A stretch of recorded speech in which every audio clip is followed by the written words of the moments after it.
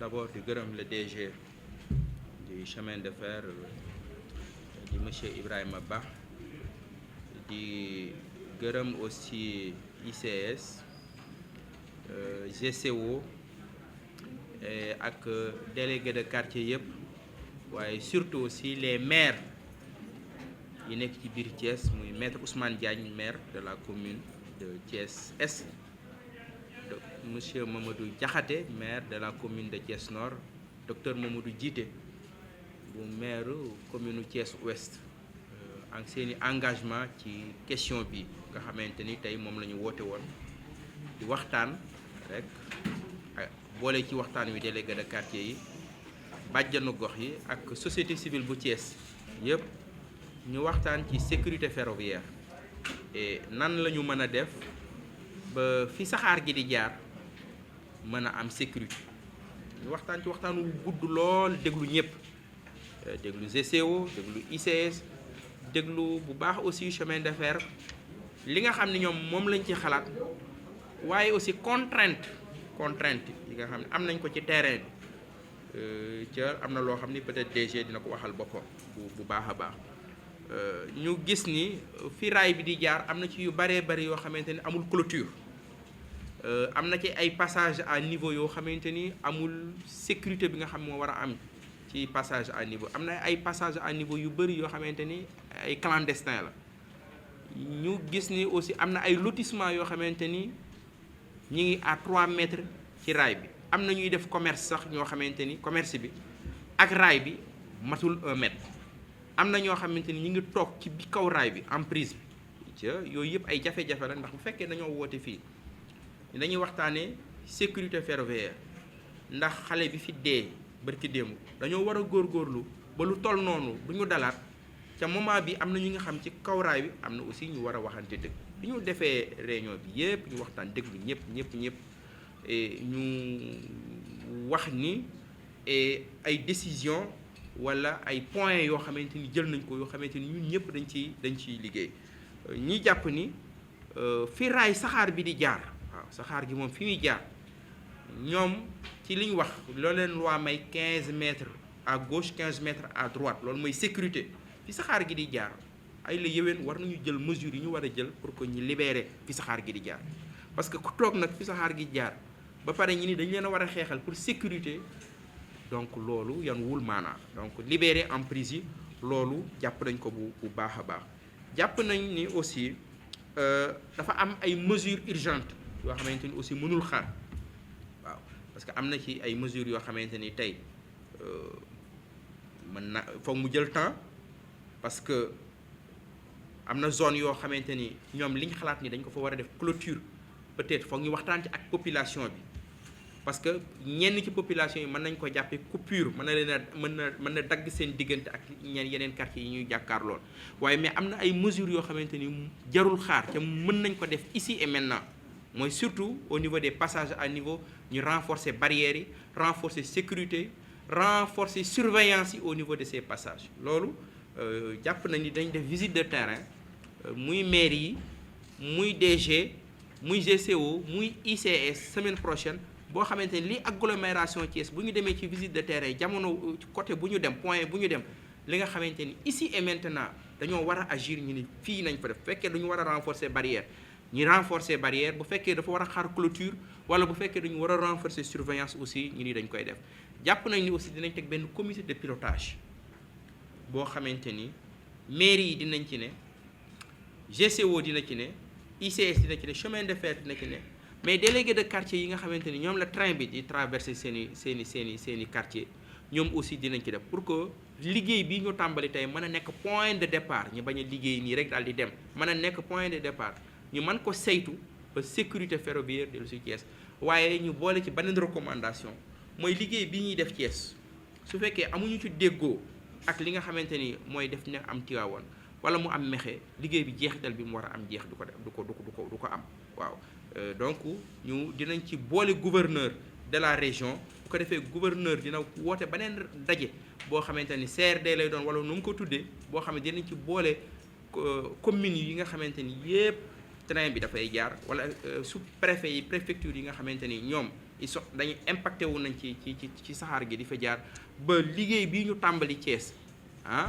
nan la mën a indi ay jeexital ci dëkk yooyu ba mu renforcer sécurité ferroviaire parce que dañu jàpp ni ñoom di ko tàmbalee Mexe ba fi ñuy jaar Thiès yëpp ci bopp ay dëkk la ñuy jaar ci solution bi mënul nekk rek Thiès buñ solution li nga xam moom la ñuy tabax Thiès nañ ko fexe boole ci yeneen dëkk yi boole ci yeneen département yi ba solution bi mën a nekk une solution globale loolu daal moom la ñu tënk moom la ñu ak benn plan de sensibilisation de communication de sensibilisation boo xam ne dinañ ci dugal bàjjenu gox yi dugal ci surtout délégué de quartier yi nga xamante ni ñoo gën a impacté wu pour que ci wàllu sécurité ferroviaire ñu renforcer ko ba ku ci nekk xam say responsabilité loolu moom la ñu génne ci réunion tey bi. réunion bi dafa amoon objet réunion bi mooy sécurité ferroviaire moo doon objet bi tey bëgguma génn objet réunion bi dinañu ñëw ci RSE ak ces entreprises mais beneen réunion lay doon ci beneen contexte la comme dama convoqué réunion bi ñu am objet boo xam moom lañ leen jox des directeurs généraux ñu jox leen ko je pense que tout au long de la réunion am naa yeneen i préoccupation mais dama bëggoon a rester ci sécurité ferroviaire maintenant ci wàllu RSE ci wàllu responsabilité entreprise li am solo ci war ko constater mooy muy GCO ak ICS yëpp ñoom wane nañ taxaw bu ñu taxaw ci lépp lu ñu war a jël mesure pour sécurité am ci dëkk bi ñu jël nañ engagement yi directeur bu ci dina ci ñëwaat loolu moo ci am solo par rapport maintenant ci wàllu responsabilité sociétale am nañu ko souligner sax ci réunion bi et je pense que ni dinañu def beneen réunion ak ñoom je pense que ni boo xamante ni dinañu gën a permettre ñu ñëw ci tey bëgguma woon a def amalgame boobu moo tax ma bëggoon rek ñu rester ci sécurité ferroviaire. Au niveau des passages à niveau, mettre des barrières déjà je pense loolu au niveau des passages à niveau mettre les barrières renforcer la surveillance au niveau des passages à niveau. Maintenant am na ci yoo xamante ni zone à haut risque la Médina Fall ñëpp d'accord nañ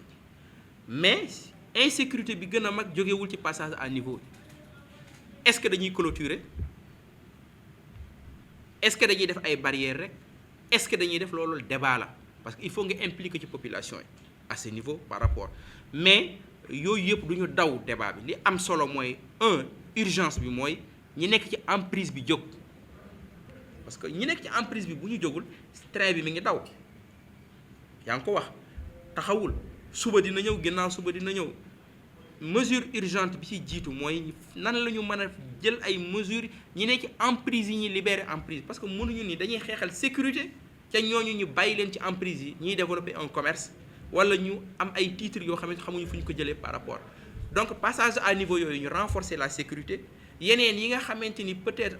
am nañ ay contraintes parce que il faut avoir aussi le courage il y a des contraintes sur le terrain yoo xamante ni GCO am nañ ko à ce niveau ñu renforcer la surveillance bu fekkee personnel bi moo tax ñu war a def visite de terrain donc visite de terrain bi nga semaine prochaine dinañ ko def tout au long fi train bi di jaar yépp au niveau de Thiès surtout zone yi gën a exposé wu par rapport ak ñun li ñu déroulé am ci plan parce que léeg-léeg nga am mais soo demee ci terrain bi jox la leneen wala nga am yeneen i xalaat donc loolu ak élargir réunion bi ba yeneen communes yi ñu mën leen ci boole donc foofu lañ ci toll par rapport lii début la woon rek li ci amoon solo prise de conscience bi nga xamante ni bépp autorité bu nekk ci région bi prise de conscience bi nga xam ne même les entreprises xam nañ ko prise de conscience bi nga xam délégué des quartiers yi xam nañ ko prise de conscience même yéen journalistes yi li tax ngeen mobiliser wu xam ngeen parce que lii mooy actualité pour que question bi ñu bañ ko daw assumer suñuy responsabilité mooy ñu tabax ay solution yoo xamante ni dinañu sauver ay bakkan lu mel ni Malick Niang je n'aime pas parler de mort utile mais en tout cas lu mel noonu gëj fi lool au niveau de Thiès vraiment de l'État action yi ñuy def dañuy fexe jusqu'au plus au sommet de l'État ñi ko incarné soit informé là le préfet est informé le gouverneur dinañ ko jox compte rendu au-delà jox ko compte rendu su ma jógee fii moom laay jëkk a woo parce que on ne peut rien faire sans l'État ñun dañuy dimbali État ci boppam maintenant suñu nekkee maire dañu am ay responsabilités et oui ci li ñu dénk en tant que maire li nga xam ne peut-être code bi de manière claire mais aussi dañu am responsable en termes de leadership ñu poser les questions yi nga xamante ni je pense que ni dafa ñor suñuy population ba État bi jël ko en charge ba état bi jël ko en charge. Je pense que gouverneur ak préfet ak état bi yëpp jusqu'au plus haut sommet de l'état, je pense que ni préoccupation sécurité ferroviaire ñun ñëpp ñoo ko bokk. waaw di tàmbale samay kàddu ci jaale famille xale bi tout tànk bi ñàkk bakkanam ci accident bi di mettitlu rek li mu nekk occasion suñu daje tey fii peut-être mënoon na parce que waxu sécurité yàgg nañ ko wax ak maire defe naa ba ma xamante ak moom ak léegi ci sujet yu njëkk a wax ci ville bi nii sujet sécurité ferroviaire boobu la moom loolu moo tax tey bu ñu toogee tey ba accident boobu am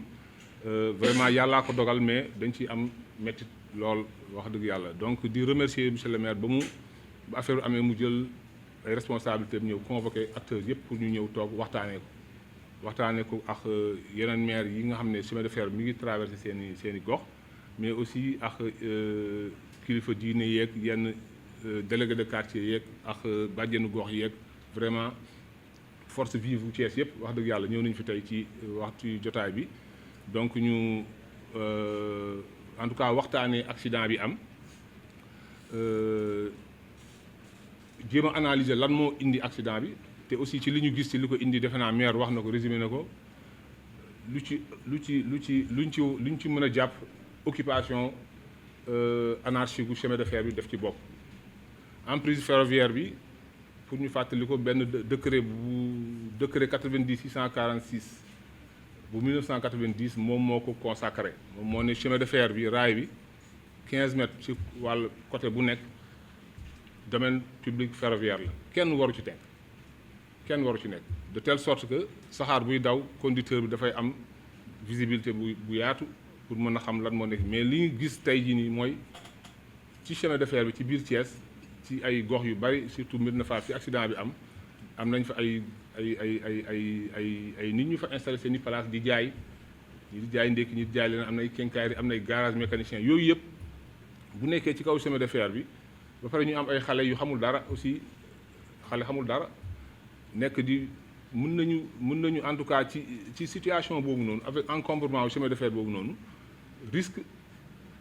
risque accident dafay bëri parce que saxaar buy daw nit mën na génnee fu nekk ci diggante maanaam taawul yeeg étalage yi nga xam ne def nañ ko ci kaw chemin de fer te bu boobaa conducteur bi nga xam ne moom mooy dawal du am benn possibilité pour réagir donc loolu malheureusement loolu mooy li am léegi nag dañu war a jël ay matuwaay ci loolu dès à présent il faut que mu am ay mesures yi nga xam ne dañ ko war a jël tout de suite am ay mesures yi nga xam ne peut-être dinañ ko gën a xóotal waxtaanee ko ak ñu ngi ko war a waxtaanee yëpp pour que en tout cas ci fan yi ñu jëm weer yi ñu jëm ñu am ay mesures yi nga xam ne moom mooy régler problème de manière définitive mais dans l'urgence am na ay mesures yi nga xam ne arrêté nañ ko te monsieur le maire wax na ko mooy déjà commencer sensibiliser population yi def benn campagne de communication sensibiliser vraiment population ci risque bi d'abord mais aussi sensibiliser leen ci nécessité emprise ferroviaire bi vraiment ñu parce que sécurité foofu lay tàmbalee mooy emprise ferroviaire ñu fexe ba dégager ko kenn bañ ci nekk après nag ëllëg est-ce que ñu xool nan la ñuy def pour empêcher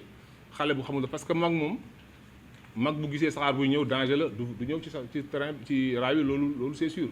mais xale bu xamul dara wala mag bu àndut ak xelam wala peut-être ba ci mala yi sax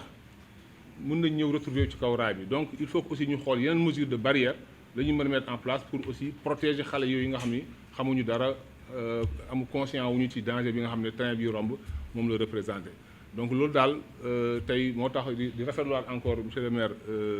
jotaay bi ñu am tey ak aussi mesures yi ci génn yëpp di am yaakaar ni peut-être ci fan yi ñu jëm ni dinañ commencer mise en œuvre immédiatement sur le terrain pour vraiment relever niveau sécurité circulation train yi. Je pense qu'on va essayer d'aller dans le sens de la loi. On va essayer de respecter la loi dans un premier temps.